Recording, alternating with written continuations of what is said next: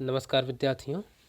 आज अब हम हल करेंगे अध्याय त्रिभुज के अति महत्वपूर्ण प्रश्न जो कि परीक्षा की दृष्टिकोण से बहुत ही महत्वपूर्ण है और ये सारे के सारे 6 अंक वाले सवाल होने वाले हैं।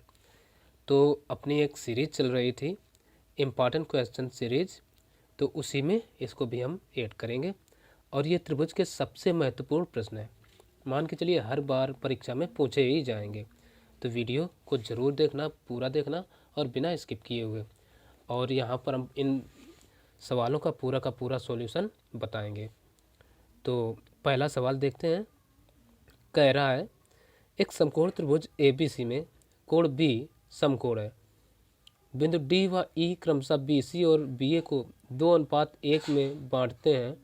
सिद्ध कीजिए कि 9AD square plus 9CE square बराबर 13AC स्क्वायर। तो चलिए हल करते हैं ये सवाल। तो हल करने में सबसे पहले हम वो चीज़ें लिख लेंगे जो कि हमें दी गई हैं और हेडिंग डाल लेंगे दिया है। हम पूरा बिना रोके साथ ही साथ हल करेंगे, ठीक। हेडिंग डाल लेंगे दिया है। क्या दिया है? कह रहा है एक त्रिभुज ABC में, ठीक है। तो पहला काम हम एक त्रिभुज ABC बना लेते हैं। इधर ये देखिए ABC त्रिभुज हमने बना लिया। अब क्या कहा? कोण B समकोण है, तो इसको नाम दे देते हैं, ये B हो गया। ऊपर को A और ये फिर क्या हो जाएगा C। फिर कह रहा बिंदु D व E क्रमशः BC और BA को 2:। देखो पहले D जो है ना वो किसको बांट रहा है? BC को। तो इसमें हम बिंदु D दे देंगे और इसमें क्या दे देंगे? E है तो E BA को, यानी ये हो जाएगा E, ठीक। 2:1 में, यानी ये वाला जो है 2 होगा, ये 1 होगा, ये 2 होगा, ये 1 होगा, ठीक। अनुपात हो गया। सिद्ध कीजिए कि 9AD स्क्वायर, यानी 9AD इसका अर्थ है कि A को D से मिलाया गया होगा और CE यानी C को E से भी मिलाया गया होगा, ठीक, बराबर 13AC स्क्वायर। बस ये चित्र बन गया। अब हम जो लिखेंगे जो हमें सिद्ध करना है, हेडिंग डाल लेते हैं। दिया है, पढ़ चुकी है। क्या दिया है? त्रिभुज एक क्या है? ABC। तो हम लिखेंगे त्रिभुज ABC में, ठीक, कोण B बराबर 90 अंश, ये दे दिया। और क्या है? बिंदु D व E क्रमशः BC और BA को 2:1 में बांटते हैं। तो ये एज इट इज हम लिख लेंगे। इधर देखो बिंदु D व E ये क्रमशः BC व BA को 2:1 में बांटते हैं, ठीक है ना। और अब सिद्ध करना है तो अगली हेडिंग डालेंगे सिद्ध करना है, ठीक। सवालों को धीरे धीरे समझिए, ठीक है। सिद्ध करना है। क्या सिद्ध करना है? 9AD square plus 9CE square बराबर कितना? 13AC स्क्वायर, ठीक है। तो चलो अब इसमें हमें कुछ नहीं करना, अब बस हल करना है। या हम उत्पत्ति डाल लें या हल, तो हम डालते हैं यहाँ पर हल, ठीक है। वीडियो पसंद आए तो लाइक और सब्सक्राइब चैनल को ज़रूर कर लेना। तो अब देखो हल में हम क्या करते हैं। हमें यहाँ पर एक समकोण त्रिभुज ABC नज़र आएगा, एक आएगा ADB और एक BCE, ठीक है। तो पहले हम ABC लेते हैं। त्रिभुज ABC में अब देखो त्रिभुज ABC क्या है? समकोण है। तो इसमें हम लिखेंगे पाइथागोरस प्रमेय से।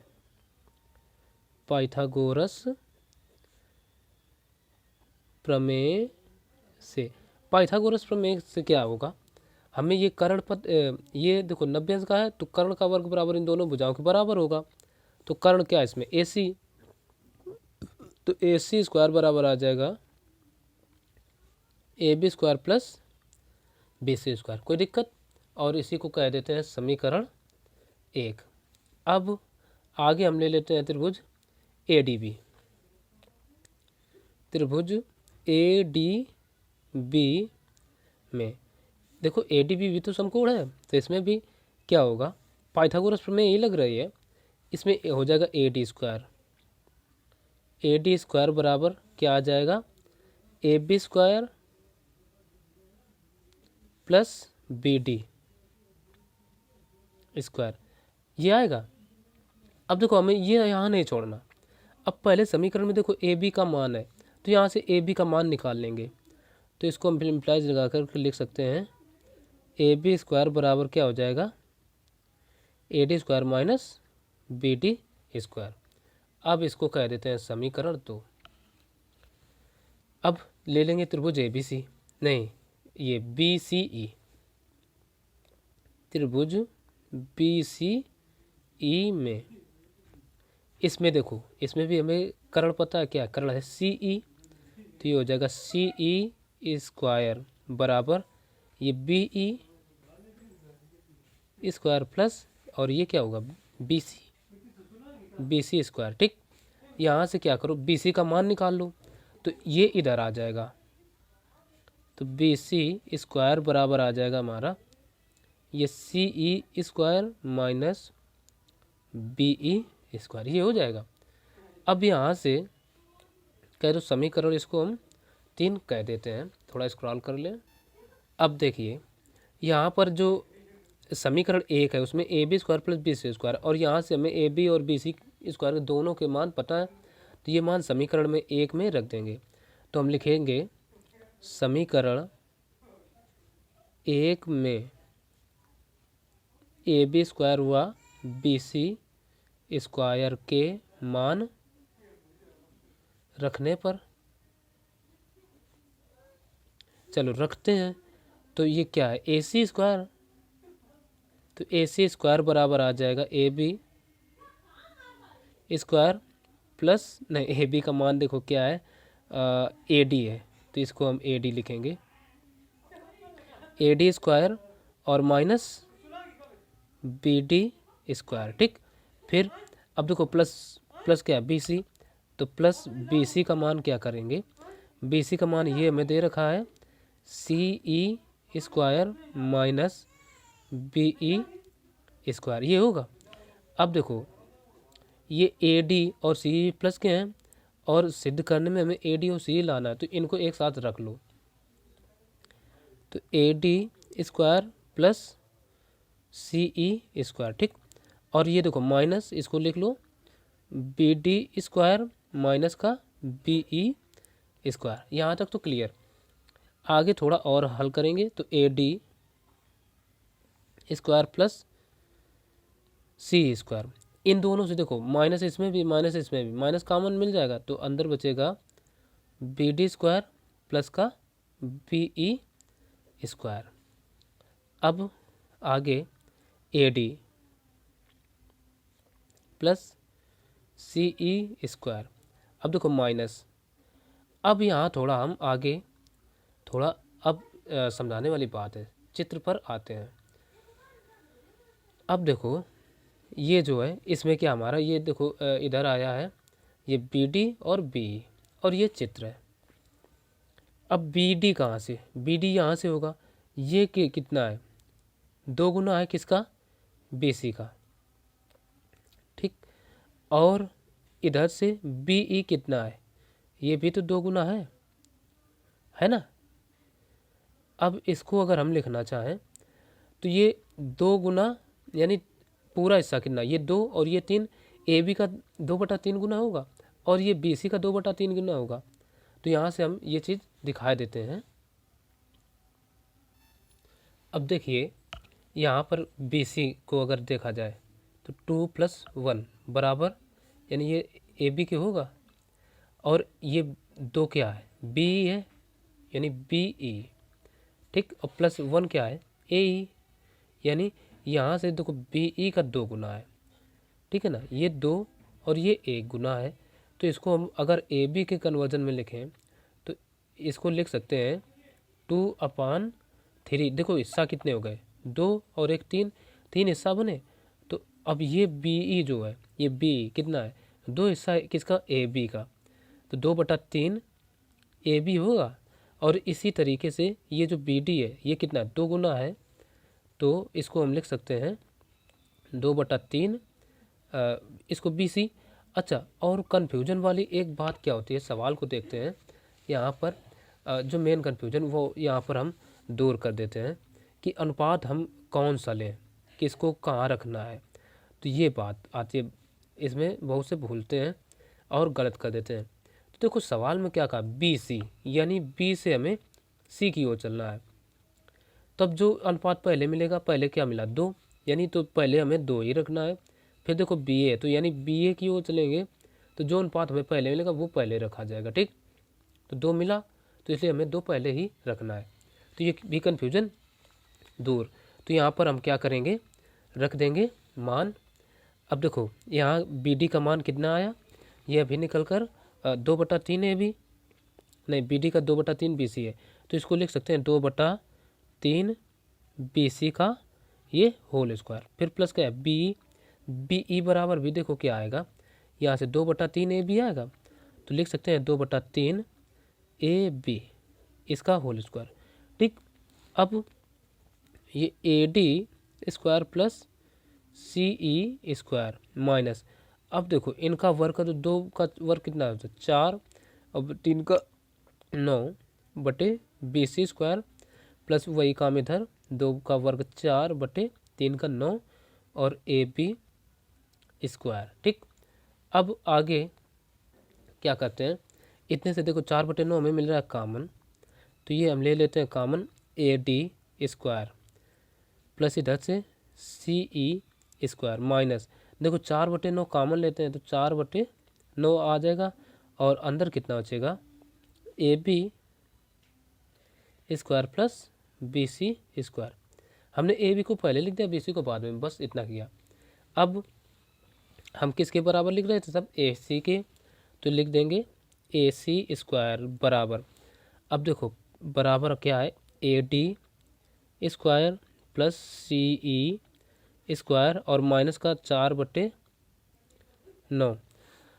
अब देखो समीकरण 1 में A B square plus B C square बराबर क्या है, ए सी स्क्वायर, तो इसके स्थान पर हम लिख सकते हैं ए सी स्क्वायर। ए सी स्क्वायर को इधर ले आओ तो ये आ जाएगा ए सी स्क्वायर प्लस का ये 4/9 आ जाएगा, तो हो जाएगा 4/9 ए सी स्क्वायर बराबर इधर क्या बचेगा, A D square plus C E square. इतना हो गया।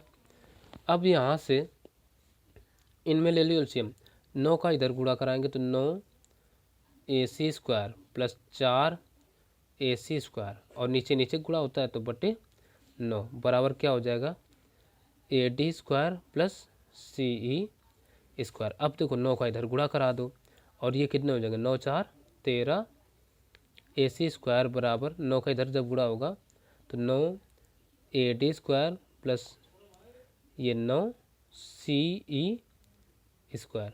और हमें प्रूव क्या करना था सवाल में, अब देख लेते हैं।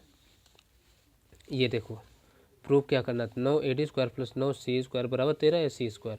तो ये चीज़ तो हमारी आ गई, सीधा करके हम लिखना चाहें लिख सकते हैं 9 A D square plus 9 C E square बराबर 13 ए सी स्क्वायर, और यही हमें प्रूव करना था।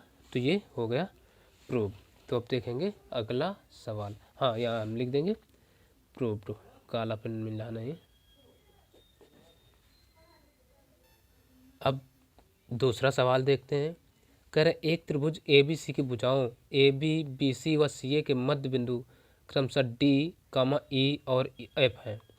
त्रिभुज डी ई एफ व त्रिभुज ए बी सी के क्षेत्रफलों का अनुपात ज्ञात कीजिए। यह भी बहुत ही बढ़िया सवाल है। तो सबसे पहले हम चित्र बनाते हैं। एक हमें त्रिभुज का नाम दे दिया गया है ए बी सी, तो हम ए बी सी एक त्रिभुज बना लेते हैं। ए बी सी एक त्रिभुज बना लिया। अब कहा है त्रिभुज की भुजाओं ए बी बी सी व सी ए, ये सी ए होगा, के मध्य बिंदु क्रमशः डी, इसका मध्य बिंदु है डी, इसका है ई, इसका हो जाएगा एफ है। त्रिभुज डी ई एफ, त्रिभुज यानी इनको जब मिलाने से डी ई एफ बनेगा, तो इनको हम मिला देते हैं। हुआ त्रिभुज ए बी सी के क्षेत्रफलों का अनुपात ज्ञात कीजिए। तो सबसे पहले तो हम लिखेंगे जो चीज़ हमें दी गई है, तो हेडिंग डाल लेंगे दिया है, दिया है। क्या दिया है? देखो एक त्रिभुज ए बी सी है। तो अब दूसरा जो सवाल है उसमें जो चीज़ दी गई है वो हमने लिख लिया है, ठीक है। त्रिभुज ए बी सी की भुजाओं ए बी, बी सी व सी ए के मध्य बिंदु क्रमशः डी ई व एफ है। और जो सिद्ध करना है त्रिभुज डी ई एफ का क्षेत्रफल अनुपात ए बी सी का क्षेत्रफल, ठीक है। चित्र भी बना लिए, बचा हल करने को। तो चलो हल करते हैं। हल में क्या करते हैं, सबसे पहले हम ये जो भुजा है थोड़ा पेन का कलर बदल के लिखते हैं। और यहाँ पर हमने किया क्या, यानी इसकी भुजा ए बी को ए मान लिया, बी सी को बी मान लिया और ए सी को सी मान लिया, ठीक है। तो अब देखो जब टी मध्य बिंदु है तो ये क्या है, जब पूरी भुजा ए है तो ए बाई टू हो जाएगी और ये भी क्या हो जाएगी, ए बाई टू। इसी प्रकार से ये जो बी सी को हमने जब बी माना है तो ये क्या हो जाएगी, बी बाई टू, और इधर वाली बी बाई टू और ये सी बाई टू, तो ये भी सी बाई टू हो जाएगी, ठीक। अब जब ये हो जाएगा तो हम करते क्या है, इसमें पहले हम ये जो है इन भुजाओं का अनुपात निकाल लेते हैं A D upon A B का क्या आने वाला है, ठीक। तो इससे हमारा यानी ये त्रिभुज का क्षेत्रफल निकालेंगे, ठीक है, और ए बी सी का अनुपात का। तो देखो पहले हम निकालते हैं A D upon A B, ये भुजा, ठीक। तो इसको हम लिखेंगे ए डी अपान ए बी, यानी हम त्रिभुज ये ले रहे हैं ये ए डी एफ। चलो ये लिख लेते हैं ए डी एफ व त्रिभुज ए बी सी में, ठीक है ना, ये लिखते हैं।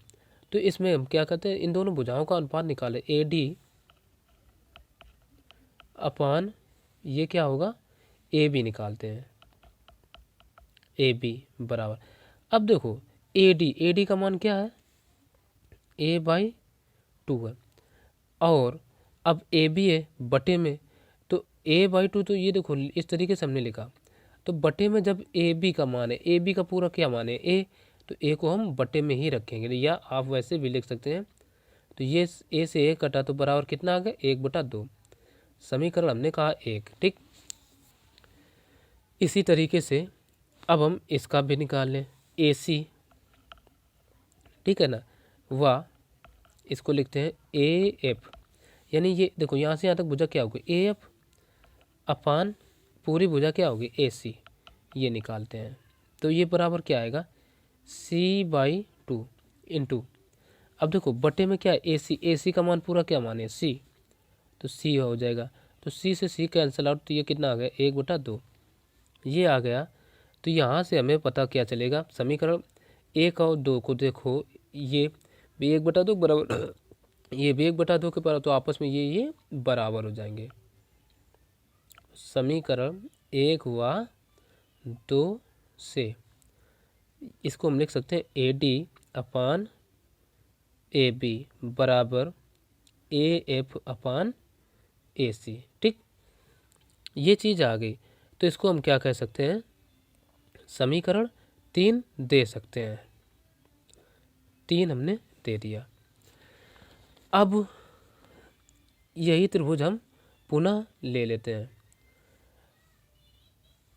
या तो ये लिख लिया, ठीक है, और इसमें हम देखें तो कह सकते हैं, हालांकि चलो हम इसी तरीके से लिखे देते हैं पुनः, ठीक है ना, पुनः त्रिभुज यही जो कौन सा ए डी एफ व त्रिभुज ए बी सी में ध्यान से समझना। इसमें देखो अभी समीकरण 3 से हमें ये पता चला, ए डी अपान ए बी बराबर क्या आया, ए एफ अपान ए सी। ये कैसे हमने लिख दिया, लिख दो भाई समीकरण 3 से, ठीक। और देखो कोण जो ए है दोनों त्रिभुजों में कॉमन है, तो हम लिख सकते हैं कोण ए बराबर कोण ए। तो ये क्या हो जाएगा, उभय निष्ठ, ठीक है ना, उभय निष्ठ है दोनों में। तो जब ये उभय निष्ठ है तो इससे होगा क्या, त्रिभुज जो हमारा ए डी एफ है वो ए बी सी के समरूप हो जाएगा। तो हम लिख सकते हैं एस ए एस। देखो एस एस क्यों लगेगा, देखो ये पहले भुजा है, फिर उनके बीच का कोण आ गया ये, ठीक, फिर ये भुजाएं आई, तो यानी ये भुजा कोण भुजा नियम लगा। S A S side angle side, समरूपता से क्या होगा, त्रिभुज जो है हमारा त्रिभुज ए डी एफ ये समरूप हो गया त्रिभुज ए बी सी के, ठीक है ना। ये समरूप, जब ये समरूप हो गए तो इनकी जो इनका जो क्षेत्रफल है इनके संगत भुजाओं के समानुपाती होगा, ठीक है ना। तो हम लिख सकते हैं इससे त्रिभुज जो पहला हमारा कौन सा है, ए डी एफ का क्षेत्रफल बटे त्रिभुज ए बी सी का क्षेत्रफल बराबर ए डी एफ की भुजा जो हमें पता है वो भुजा लेंगे, ठीक है ना। अब ये पता कौन सी है, हम ये ऐसे इससे चित्र से पता करेंगे। हमें ए डी की कौन सी भुजा पता है, ए डी एफ की ए डी और ए बी सी की ए बी, तो यही लिख लेते हैं, ठीक है। तो इसको लिख लेते हैं A D upon A B का स्क्वायर। अब यहाँ से रख देते हैं मान, ए डी का मान क्या पता है, ए बाई टू, तो ए बाई टू का whole square upon A B का पूरा पूरा ए है तो ए का होल स्क्वायर। अब क्या करते हैं, यहाँ से ए, अब जब ए बाई टू है इनको दोनों में स्क्वायर है, तो हम लिख सकते हैं ए बाई टू और अपान ए अपान वन, क्योंकि देखो ए के बटे में एक लिखेंगे यहाँ पर, ठीक है ना। तो अब देखो ए से ए कट गया तो बचेगा अंदर कितना, 1/2 का होल स्क्वायर, यानी ये आ गया हमारा त्रिभुज ए बी सी नहीं ए डी एफ का क्षेत्रफल बटे त्रिभुज ए बी सी का क्षेत्रफल। ये कितना आ गया, 1/2 के वर्ग के बराबर। तो इधर हम लिख सकते हैं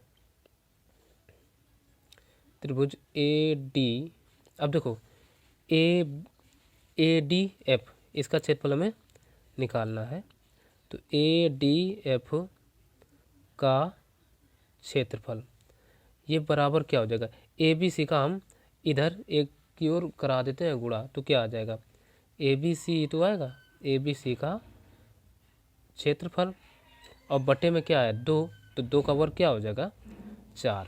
ये चीज़ समझ में आ रही है। अब हम थोड़ा दूसरा पन्ना लेते हैं।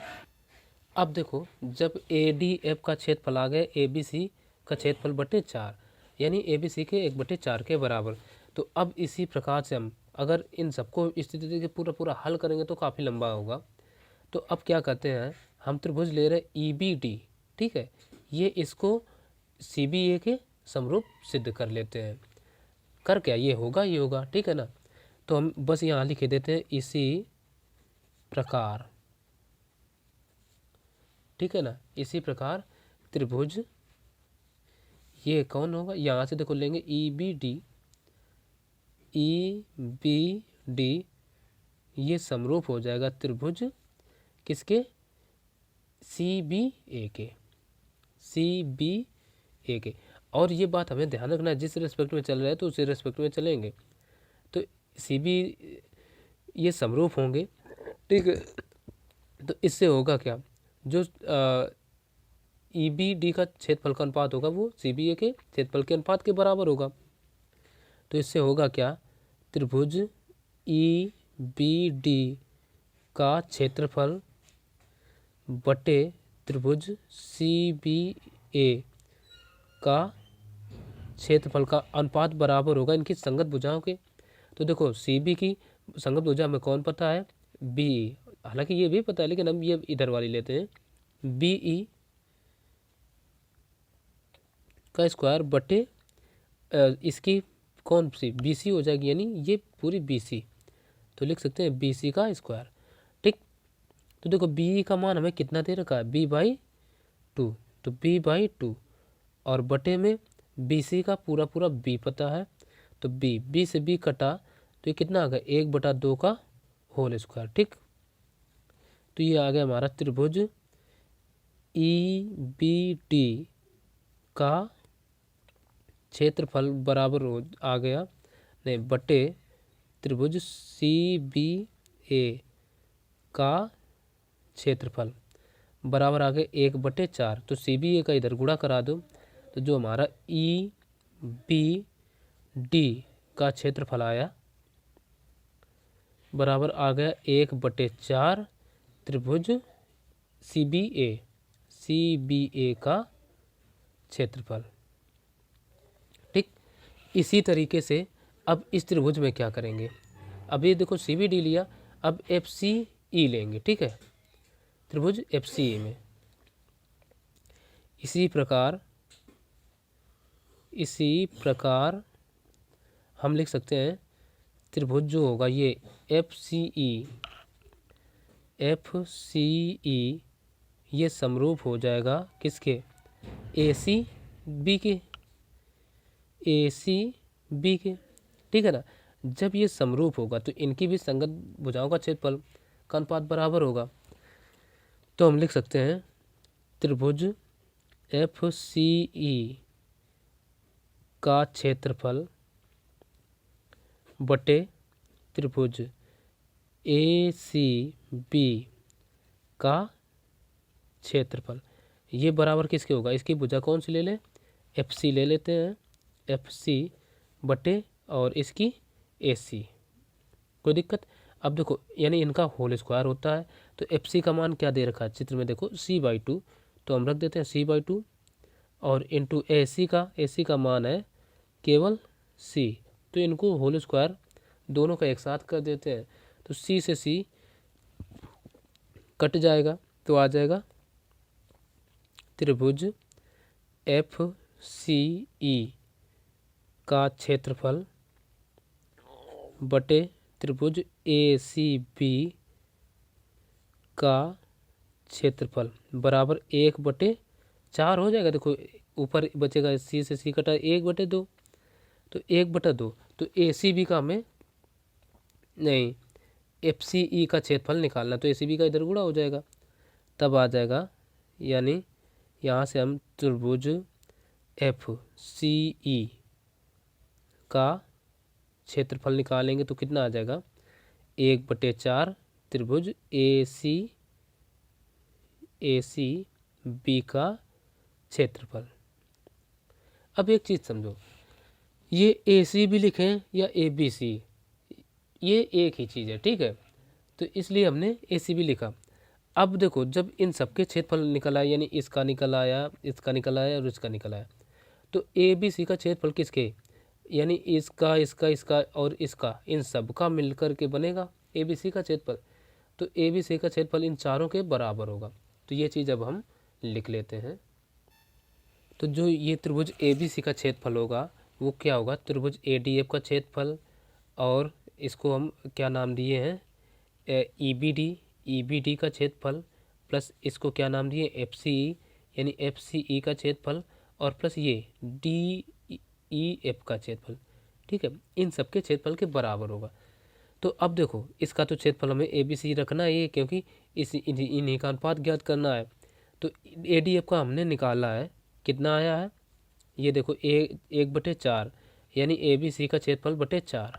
तो लिख सकते हैं त्रिभुज ABC का क्षेत्रफल बटे 4। ठीक, प्लस EBD, इसका भी यही आया है 1/4, ये देखो 1/4 त्रिभुज है ना, तो लिख सकते हैं, यानी ए सी बी है या ए सी बी, सबको हम ए सी बी ही लिख सकते हैं। त्रिभुज ए सी यानी ए बी सी का क्षेत्रफल बटे 4, ठीक, प्लस ए सी, इसका भी त्रिभुज ए बी सी का क्षेत्रफल बटे 4 और प्लस डी ई एफ, इसको लिख लो, प्लस डी ई यानी त्रिभुज डी ई एफ का क्षेत्रफल, ठीक। अब देखो ये जुड़ जाएंगे, कितने हो जाएंगे 3, तो ये किसके बराबर चल रहा है, त्रिभुज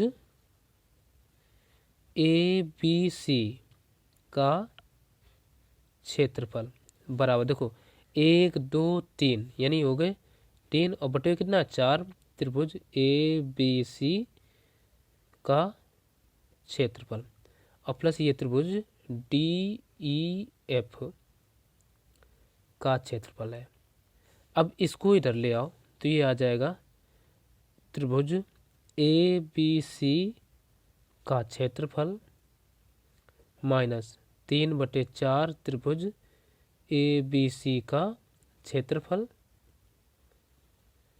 बराबर, ये क्या होगा, त्रिभुज डी ई एफ का क्षेत्रफल, ठीक। तो अब देखो इनका एलसीएम लेंगे तो 4 का इधर गुणा हो जाएगा 4 और माइनस 3 घट जाएगा, तो ये क्या आ जाएगा, ठीक है ना, 1/4 बचेगा, तो हम लिख सकते हैं, चलो पहले लिख लें 4 यानी त्रिभुज ए बी सी का क्षेत्रफल माइनस 3 त्रिभुज ए बी सी का क्षेत्रफल